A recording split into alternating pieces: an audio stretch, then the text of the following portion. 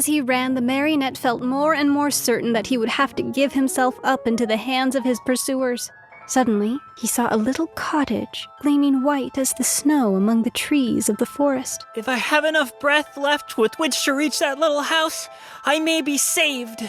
Not waiting another moment, he darted swiftly through the woods, the assassins still after him.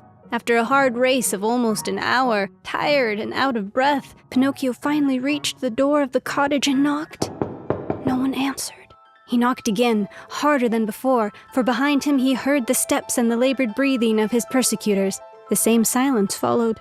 As knocking was of no use, Pinocchio, in despair, began to kick and bang against the door as if he wanted to break it.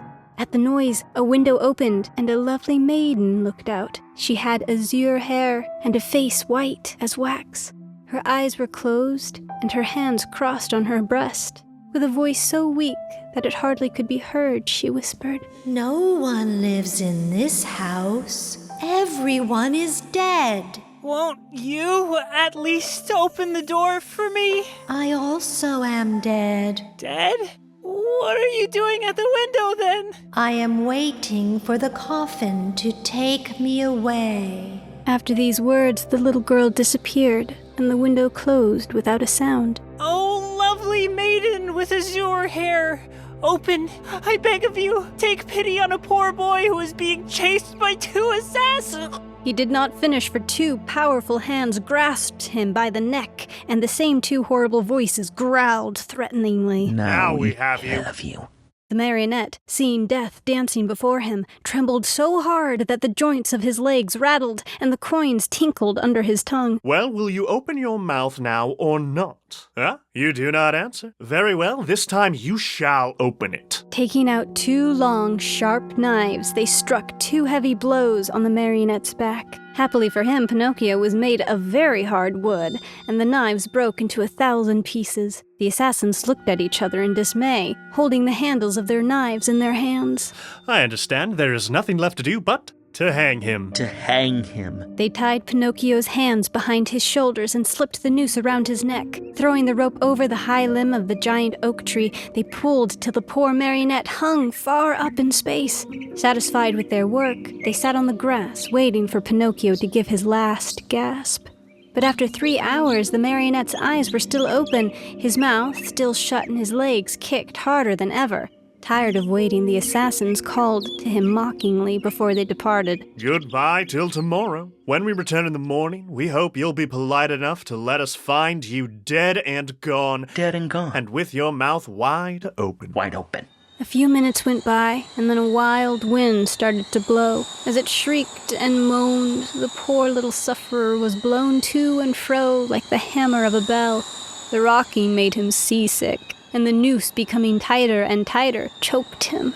Little by little, a film covered his eyes. Death was creeping nearer and nearer, and the marionette still hoped for some good soul to come to his rescue, but no one appeared.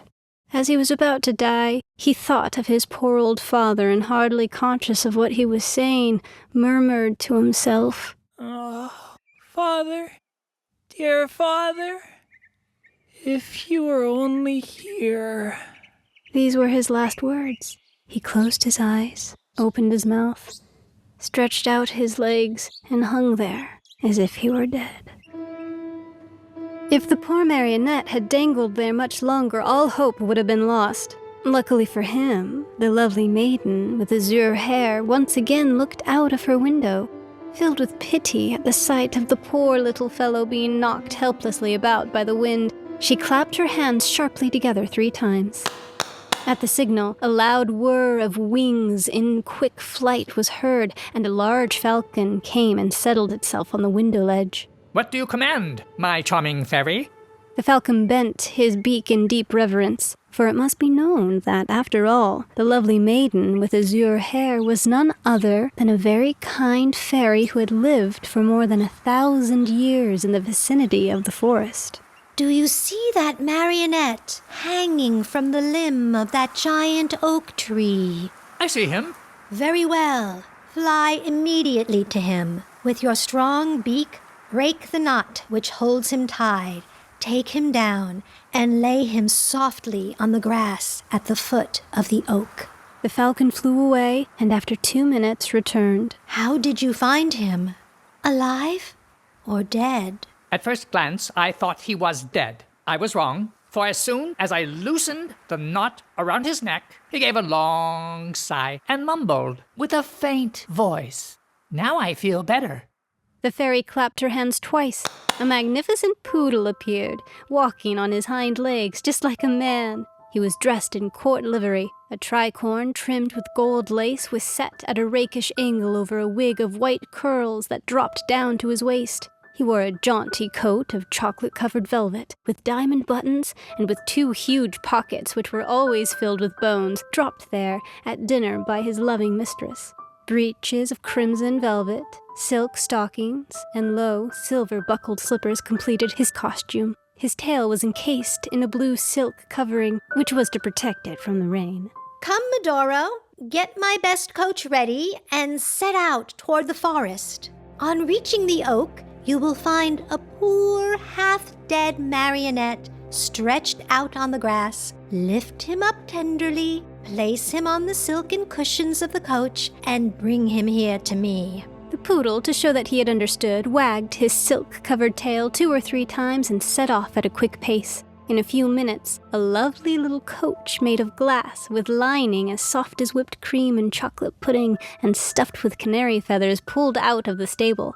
It was drawn by 100 pairs of white mice, and the poodle sat on the coachman's seat and snapped his whip proudly in the air as if he were a real coachman in a hurry to get to his destination.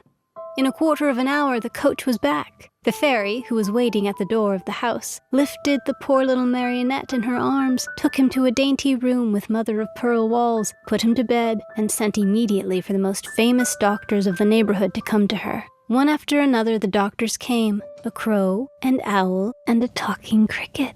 I should like to know, Signori, I should like to know if this poor marionette is dead or alive. At this invitation, the crow stepped out and felt Pinocchio's pulse, his nose, his little toe. Then he solemnly pronounced the following words. To my mind, this marionette is dead and gone. But if, by any chance, he were not, then that would be a sure sign that he is still alive. The fairy turned to the owl for his opinion. I am sorry to have to contradict the crow, my famous friend and colleague. To my mind, this marionette is alive, but if by any evil chance he were not, then that would be a sure sign that he is wholly dead. The fairy then asked the talking cricket if he held an opinion. I say that a wise doctor, when he does not know what he is talking about, should know enough to keep his mouth shut. However, that marionette is not a stranger to me. I have known him a long time. Pinocchio, who until then had been very quiet, shuddered so hard that the bed shook. That marionette is a rascal of the worst kind. Pinocchio opened his eyes and closed them again. He is rude, lazy, a runaway. Pinocchio hid his face under the sheets. That marionette is a disobedient son who is breaking his father's heart. Think how surprised everyone was when, on raising the sheets, they discovered Pinocchio half melted in tears. When the dead weep, they are beginning to recover. I am sorry to contradict my famous friend and colleague, but as far as I'm concerned, I think that when the dead weep, it means they do not want to die. As soon as the 3 doctors had left the room, the fairy went to Pinocchio's bed and, touching him on the forehead, noticed that he was burning with fever. She took a glass of water, put a white powder into it, and, handing it to the marionette, said to him, Drink this, and in a few days you'll be up and well. Is it sweet or bitter? It is bitter, but it is good for you. If it is bitter, I don't want it. Drink it. I don't like anything bitter. Drink it.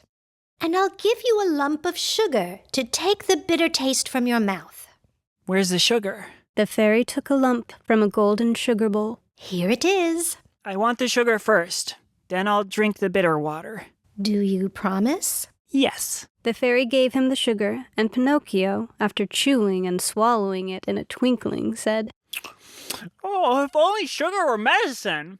I should take it every day. Now keep your promise and drink these few drops of water. They'll be good for you. Pinocchio took the glass in both hands and stuck his nose into it.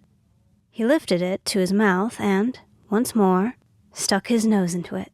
It is too bitter, much too bitter. I can't drink it. How do you know when you haven't tasted it? I can imagine it. I smell it. I want another lump of sugar. Then I'll drink it. The fairy, with all the patience of a good mother, gave him one more sugar and again handed him the glass as he was making more wry faces. I can't drink it like that. Why? Because that feather pillow on my feet bothers me. The fairy took away the pillow. It's no use. I can't drink it even now. What's the matter now? I don't like the way that door looks. It's half open. The fairy closed the door. I won't drink it. I won't drink this awful water. I won't. No. My boy, you'll be sorry. I don't care. You are very sick. I don't care. In a few hours, the fever will take you far away to another world. I don't care. Aren't you afraid of death? Not a bit. I'd rather die than drink that awful medicine. At that moment, the door of the room flew open, and in came 4 rabbits as black as ink, carrying a small black coffin on their shoulders. The largest rabbit looked at the marionette. What do you want from me? We have come for you. For me? But I'm not dead yet. No, not dead yet. But you will be in a few moments, since you have refused to take the medicine, which would have made you well. Oh, fairy! My fairy! Give me that glass! Quick, please! I don't want to die! No, not yet! Not yet! And holding the glass with his 2 hands, he swallowed the medicine at one gulp. Well, this time we have made the trip for nothing. And, turning on their heels, they marched solemnly out of the room, carrying their little black coffin and muttering and grumbling between their teeth. In a twinkling, Pinocchio felt fine. With one leap, he was out of bed and into his clothes. The fairy, seeing him run and jump around the room, delighted as a bird on wing, said to him, My medicine was good for you after all, wasn't it? Good indeed. It has given me new life.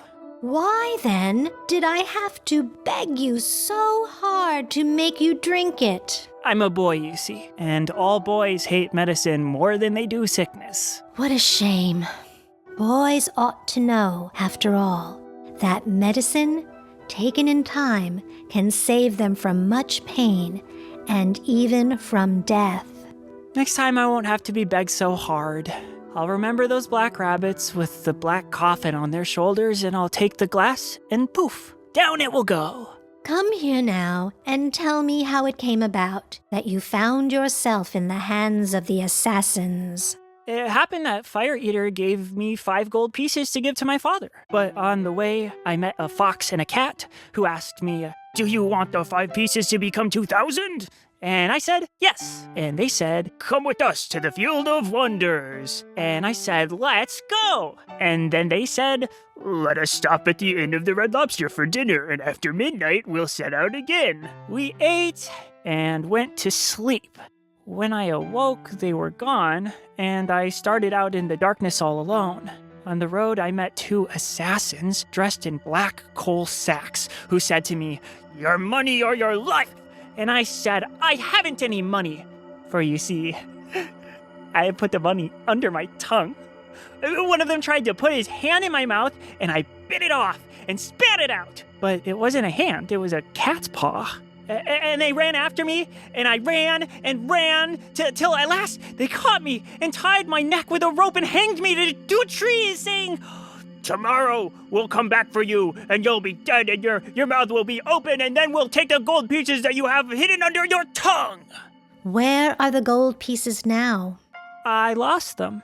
This was a lie, for he had them in his pocket. As he spoke, his nose, long though it was, became at least 2 inches longer. And where did you lose them? In the wood nearby. At this second lie, his nose grew a few more inches. If you lost them in the nearby wood, we'll look for them and find them. For everything that is lost there is always found. Oh, now I remember. I did not lose the gold pieces, but I swallowed them when I drank the medicine. At this third lie, his nose became longer than ever, so long that he could not even turn around. If he turned to the right, he knocked it against the bed or into the window panes. If he turned to the left, he struck the walls or the door. If he raised it a bit, he almost put the fairy's eyes out. The fairy sat looking at him and laughing. Why do you laugh? I am laughing at your lies. How do you know I am lying? Lies, my boy, are known in a moment. There are 2 kinds of lies. Lies with short legs and lies with long noses. Yours, just now, happen to have long noses. Pinocchio, not knowing where to hide his shame, tried to escape from the room, but his nose had become so long that he could not get it out of the door.